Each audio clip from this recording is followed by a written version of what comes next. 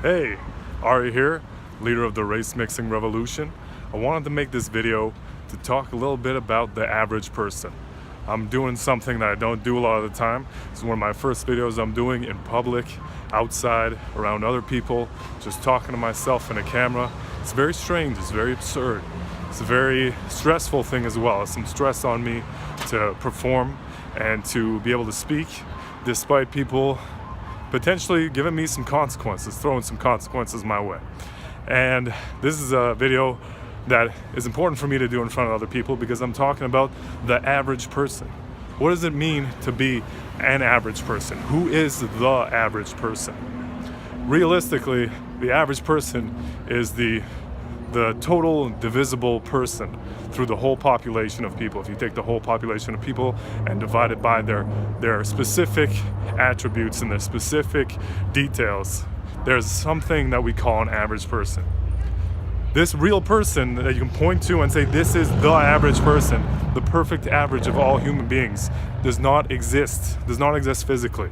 It's an abstraction. It's the power of our imagination, a power of calculation, these kind of things. And in reality, because of racism specifically, the average person, if they did exist, would be mixed race. It's a controversial statement, but this person's racial features would be so different, would be so complicated, would be so unlike so many other faces that we've seen, that people that we even know. This person who doesn't exist really.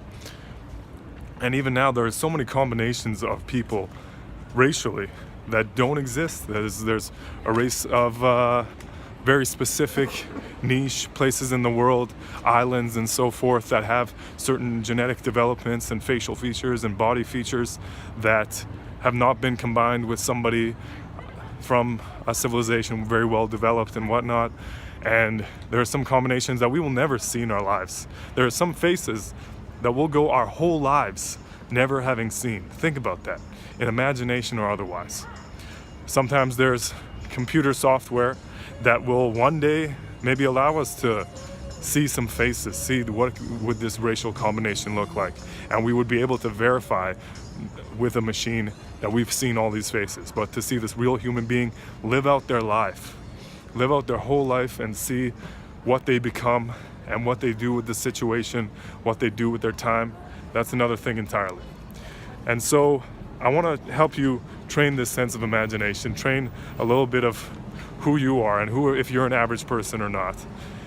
And I wanted to talk a little bit about being better than average, because a lot of people think that being average is just a mark. Like, everybody thinks that they're better than average than somebody else in some way.